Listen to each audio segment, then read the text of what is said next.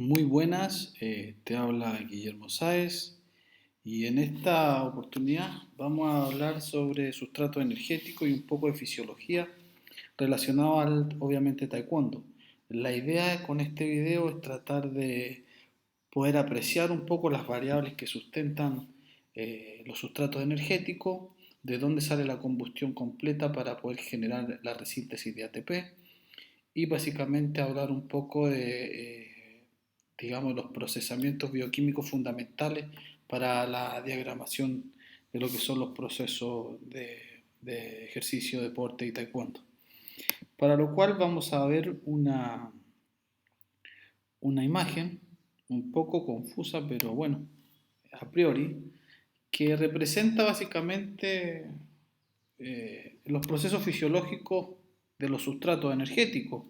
Estas imágenes cabe destacar que fueron eh, sacadas, digamos, de un trabajo que hizo el doctor Pablo Dragoto y está de más recomendar el curso de Pablo que es de Fisiología del Ejercicio por el College Sport Medicine y que está básicamente sustentado por gc.com.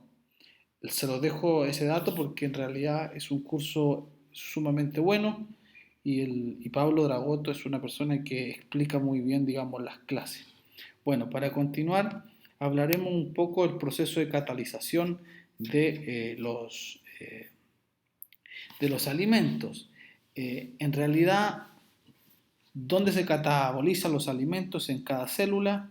Y la verdad es que se catalizan en glúcidos, lípidos y proteínas.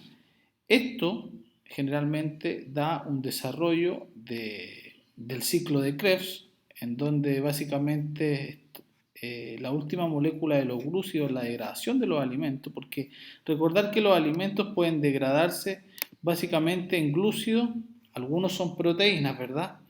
Pero también, voy a achicar esta pantalla para que se vea mi cara, pero también esto en lípidos y proteínas va a depender de un poco de la combustión que escojamos, ¿verdad?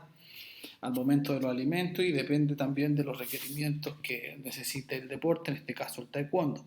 Entonces, ¿qué es lo que ocurre cuando la degradación de los alimentos ocurre y se transforman en piruvato, que es el producto final de la glucólisis, producto de la ingesta de los carbohidratos, básicamente se transforma en un acetilcoenzimo A, ocurre el proceso del ciclo de Krebs en oxalacetato, isocitrato, alfa-cetoglutarato, succinato, fumarato y malato, básicamente, y eso genera un gradiente de concentración no tan solo en el ATP, sino que también hay moléculas como que no son el gol estándar del ATP, que son el GTP, por ejemplo, que también generan energía, pero básicamente el ciclo de Krebs genera una producción de NAD, FAT, GTP y dióxido de carbono.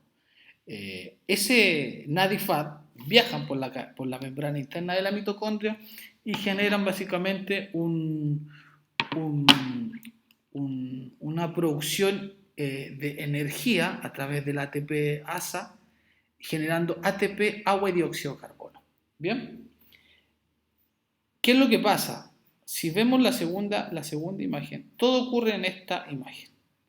Es decir, si nos planteamos en esta imagen, esta es una electromiografía, ¿verdad? Y estos son los gránulos de glucógeno, los gránulos de glucógeno, vacuolas de lípido, ¿verdad? Estas son básicamente las mitocondrias, mitocondrias. ¿Y qué es lo que ocurre aquí en esta imagen donde están la actina y la miosina, troponina y tropomiosina? Ocurre el fenómeno de la disociación del ATP. Es decir, que a través del sarcoplasma, una vez que ocurre la despolarización de la membrana, ocurre un gradiente de concentración de la adrianopiridina generando calcio. Entonces está el ATP básicamente puesto en las moléculas de actina y llega el calcio, disocia ese ATP en ADP y fósforo y ese ADP y fósforo viajan por esta concentración, llegan a las mitocondrias, que sería acá, ¿verdad? Y ocurre todo el proceso del ciclo de Krebs.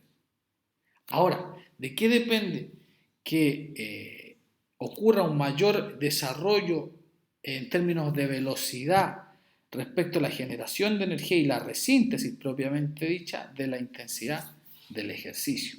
Por eso es que es fundamental entender esto. Y esto es dependiente del consumo de oxígeno, porque evidentemente, como muestra la imagen, existe una creciente, digamos, en términos de frecuencia cardíaca respecto del consumo máximo de oxígeno, que sería el gráfico de la línea roja, pero que paralelamente, digamos, y se correlaciona la ventilación y el dióxido de carbono. Es decir, que mientras más aumente el consumo máximo de oxígeno, aumenta paralelamente y exponencialmente la frecuencia cardíaca, lo hace también el proceso de ventilación a través del jadeo ventilatorio que se puede evaluar por litros por minuto, y también aumenta también el dióxido de carbono.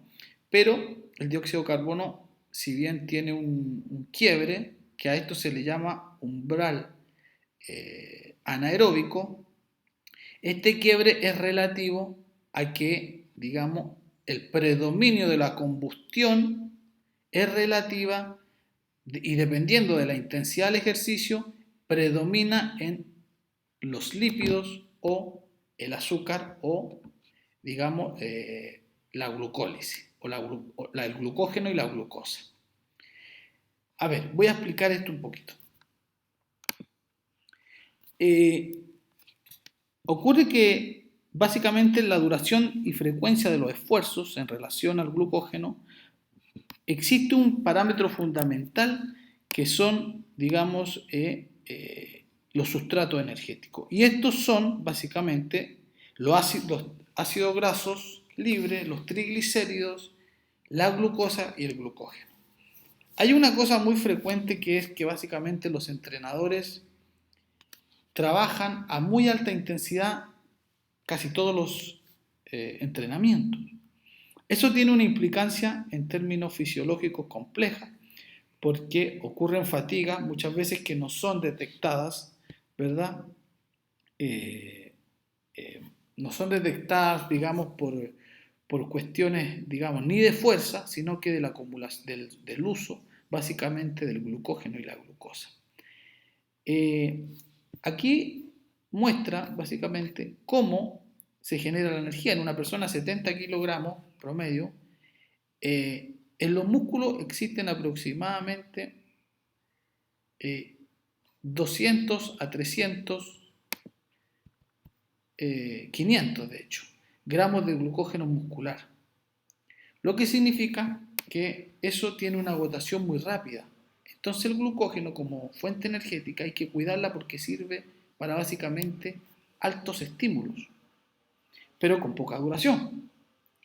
Si bien 20 gramos de glucosa en la sangre y extracelular, 100 gramos de glucógeno hepático, y si ven acá en el gráfico, existen 12 kilogramos de triglicéridos y 300 gramos de triglicéridos en los músculos. O sea, que el mayor desarrollo energético, en prolongación del ejercicio lo dan los ácidos grasos libres y los triglicéridos musculares. Más sin embargo, el glucógeno muscular es, digamos, expuesto para los ejercicios de alta intensidad y poca duración, lo que significa que tenemos que resguardar ese glucógeno. Y muchas veces en ayunos prolongados, estamos hablando de un sujeto que no come después de no come, digamos, después de las 6 de la tarde y al otro día no toma desayuno, se pierde la cantidad de gramos de glucógeno en el músculo, por tanto, la activación rápida que produce energía para el músculo y para mover, trasladar todo esto que es axón, digamos, actina, miosina, troponina y tropomiosina, cortando el sarcómero. Recordar que esto tiene que ver con la proliferación de calcio. Sin el calcio no hay disociación de ATP, por lo tanto no hay ADP y fósforo y no hay resíntesis de ATP. Y cuando ocurren esos fenómenos particulares de muchos ayunos prolongados, el hígado tiene que salvaguardar al músculo y esos 100 gramos de glucógeno tienen que ir, digamos, básicamente a salvaguardar el músculo. Esto está dado básicamente por esto, digamos, la intensidad y duración del ejercicio. Si se dan cuenta, acá en esfuerzo entre el 45 y el 65% del VO2 max, es decir, acá promedio, la combustión básicamente es de predominantemente ácido graso libre y triglicéridos musculares en un 45%, la glucosa se toca muy poco y el glucógeno un 45%. Desde un 45 hasta un 65, ojo. Bien, ¿eso qué quiere decir? Que si nosotros disminuimos, por ejemplo, el VO2 max, el trabajo del VO2 max, que por lo demás tiene una correlación con la frecuencia cardíaca, si se dan cuenta en este gráfico, la frecuencia cardíaca va acá en negro y el consumo máximo de oxígeno va en rojo. Los ácidos grasos libres tienen un 85, un 90%, es decir, ese combustible que es inagotable, hace su participación predominantemente la glucosa de un día a un 15, ¿verdad? Sobre todo del cerebro, que aparece para todos los procesos de activación neuromusculares, y el glucógeno no se toca, se salvaguarda. Esto es lo que hay que tener presente al momento de generar, digamos, los procesos de entrenamiento.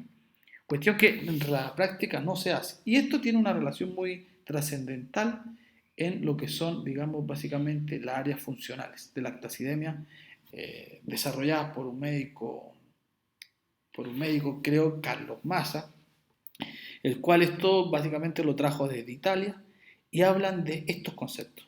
Y estos conceptos básicamente son el sustento fundamental para los procesos de diagramación del entrenamiento.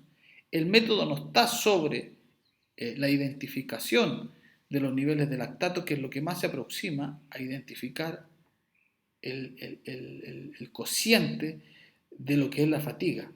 Por consiguiente, si se dan cuenta, acá, ¿verdad?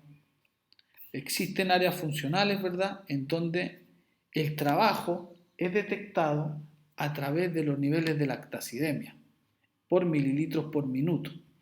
Acá aparecen milimoles por litros por minuto. Y si se dan cuenta, en esta imagen, que es muy relevante, los trabajos regenerativos se hacen hipolácticos. No existe el concepto en realidad aláctico, porque en reposo igual tenemos algunas moléculas de lactato. Pues si se dan cuenta, existe el proceso regenerativo, subaeróbico, superaeróbico, VO2 máximo, resistencia anaeróbica, cuestión básicamente muy desarrollada en los rounds de taekwondo, y potencia y tolerancia anaeróbica. Esto es fundamental entenderlo y pues esto es un video básico, digamos. ¿Por qué? Porque los procesos de entrenamiento idealmente se tienen que ver de acuerdo a estas áreas funcionales. Esto no es nuevo. Varios entrenadores, digamos, que han sido muy estudiosos, esto lo vienen haciendo desde el año 2000. Bien, esto sí tiene una correlación, digamos, con la frecuencia cardíaca, pero también pasa lo siguiente, los niveles de lactatos que están acá, es decir, a mayor desarrollo del VO2 max, mayor es la proliferación de lactacidemia. Por lo tanto, acá se taponea y empieza a salir ácido láctico por acá, generando también algunas moléculas de ATP, es decir, el ácido láctico tampoco en sí mismo, en general, es negativo. Y ese lactato obviamente genera ATP y también aumenta a través de los procesos dependientes de la intensidad del ejercicio. Siguiendo con las áreas funcionales de lactacidemia, este es el mayor indicador de cómo se tiene que diagramar o cómo se tiene que generar los procesos de entrenamiento, que son dependientes de los sustratos energéticos. Los sustratos energéticos básicamente son ácidos grasos libres, triglicéridos musculares, glucosa y glucógeno. Esto tiene una implicancia muy fundamental para poder sustentar esto, y es básicamente que el glucógeno se tiene que tocar máximo, idealmente 3, máximo 4 veces a la semana, digamos la semana de 7 días. ¿Por qué? Porque si lo ocupamos demasiado, ocurre una fatiga periférica general, y después la capacidad de potencia y de estímulo alto se ve afectada. Recordar que en los últimos estudios que sí se han hecho, bueno, ni tan lo último, es decir, hay varios artículos sobre el lactato, eso no es nuevo, pero rondan los rounds entre los 14 promedio milimoles de lactato, lo que se encontraría básicamente en potencia y tolerancia anaerobia. Hoy día con la arbitrariedad que tenemos cada vez más se generan más enfrentamientos. En promedio se están generando 90-80 enfrentamientos en los 3 rounds. Hay sujetos que obviamente generan más enfrentamientos y eso que implica que la tolerancia al lactato tiene que ser mejorada y eso va a depender del resguardo del glucógeno para en pos de eso taponear la mitocondria a través del piruvato, que es el producto final de la glucólisis, generar el ciclo Krebs y generar esta molécula de NADFAT que viajan por la membrana interna de la mitocondria generando a través de la ATPasa ATP, agua y dióxido de carbono. Entonces, es fundamental entender esto más allá que esto sea básico, porque los procesos de entrenamiento tienen que ver con las cargas y las cargas tienen que tener una cuantificación y la cuantificación es básicamente a través de las áreas funcionales del lactato. Es decir, se tiene que estar monitorizando la frecuencia cardíaca, el lactato. ¿Para qué? Para poder, a través de la lógica, ir gradualmente subiendo los procesos de entrenamiento y considerar el ácido láctico como un indicador de fatiga. Es decir, más allá de la tabla de Borg, el lactato proporciona obviamente todos los procesos, digamos, de diagramación a través de las áreas funcionales de lactacidemia. El taekwondo está en potencia y tolerancia anaeróbica, donde los últimos estudios recientes hablan que se debe resistir anaerobiamente y tolerar, digamos, esa potencia constante de los enfrentamientos. Bueno, como para cerrar, porque este es un video explicativo básico, tenemos la imagen de acá, una electromiografía electrónica donde están los gránulos de glucógeno, la actina y miosina, el sarcómero básicamente, que ya expliqué, con la despolarización de las membranas, ¿verdad?, del sarcolema, y a través de las invaginaciones de los túbulos T se genera obviamente el gradiente de concentración de calcio, despolarizando el ATP en ADP y fósforo, generando o yendo, digamos, a la mitocondria nuevamente que está acá y generando un gradiente de concentración alto, de tal manera que se genere nuevamente la resíntesis de ATP, que básicamente lo dan los lípidos, las proteínas incluso y los glúcidos, en menor medida las proteínas, pero que básicamente el producto final de la glucólisis es el piruvato y esto básicamente genera un gradiente de concentración energético dependiente de la intensidad del consumo de oxígeno, es decir, a mayor consumo de oxígeno, mayor va a ser la necesidad y este consumo de oxígeno está relacionado con las áreas funcionales que básicamente son el gráfico que están acá y que es el gráfico fundamental para entender los niveles de lactato, es decir, a mayor VO2 max, como aparece acá, ¿verdad?, el quiebre anaerobio se ve representado. Es decir, este quiebre que está acá va a depender si predominantemente ocurre el proceso de glucólisis o glucosa o glucógeno, ¿verdad?, o predominantemente los ácidos grasos. Es decir, esto, los esfuerzos, por ejemplo, de un 25 o un 45% del consumo máximo que están acá, identifica que el predominio de los ácidos grasos y triglicéridos musculares, algo que se podría generar en los entrenamientos durante bastante tiempo, que tiene una correlación directa con la frecuencia cardíaca y la ventilación. Bueno, ¿qué te puedo decir? Es fundamental, este es un impulso para que puedas entender las áreas funcionales de la lactacidemia, existen los regenerativos, hay un área funcional que es fundamental y que, antes que se me olvide, lo voy a mencionar, y que es la subaeróbica, que aparentemente es la, digamos, la que más paga, por decirlo de alguna manera. ¿Por qué? Porque acá se trabaja mucho la automatización técnica y táctica, ¿verdad? Y lo subaeróbico que también, y bueno, VO2 max y todo lo demás. Ahora, estos tienen implicancia a ejercicios de alta intensidad y poca duración, más sin embargo acá podemos trabajar 2 minutos a una intensidad media, ¿verdad? O suave, relativamente, dependiendo de la persona, y que obviamente los sustratos energéticos en el subaeróbico, que promedio están acá, uno se da cuenta, digamos, que la combustión se genera nafta, digamos, se genera en ácido graso libre y triglicéridos musculares. Ahora, esto ojo, tiene una cantidad de estímulos permitidos frecuenciales cada 24 o 36 horas, es decir, la subaeróbica o la superaeróbica en promedio se debiera entrenar cada 24 horas o cada 36 horas. Es decir, no es que lo vamos a entrenar todo el tiempo, todos los días, sino que ahí dice básicamente cómo se debiera entrenar en términos de tiempo. ¿Por qué? Porque se necesita dar un descanso. Ahora bien, en nuestro deporte, como la intensidad es tan alta y está por acá, es necesario cuadrar, digamos, estimular, digamos, super aeróbicamente muy constantemente, pero también generar un descanso, un regenerativo y un subaeróbico que son fundamentales para después de eso llegar a estos niveles más elevados. Acá están los sarcómeros, su despolarización de la membrana, ¿verdad? Acá están las mitocondrias, ¿verdad? Bueno, y todo el proceso que tiene que ver con la catabolización de los alimentos que acabo de explicar en términos simples. Bien, bien, esto te dejo un saludo y bueno, no pierdas de estudiar porque en realidad la idea no es generar estímulos sin una conciencia fisiológica.